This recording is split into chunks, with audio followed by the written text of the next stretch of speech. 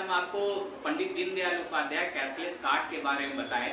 उत्तर प्रदेश सरकार ने अपने सभी कर्मचारियों के लिए कैशलेस कार्ड निकाली है, जिसके तहत आपको ऑनलाइन पंडित दीनदयाल उपाध्याय नामक साइट से करना होता है और उस साइट पे आपकी पूरी डिटेल्स के साथ भरी जाती है, जिसमें कि आपका आधार, आपकी पत्नी का, अपने बच्चों का, सबका डिटेल डाला जाता है और साथ में आपकी सर्विस से संबंधित जानकारी दी जाती है, जिसके तहत उसको ऑनलाइन कर दिया जाता है।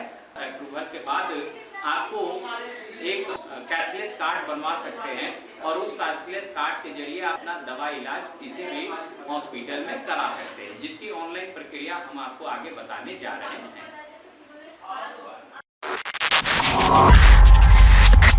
Like, comment, and subscribe.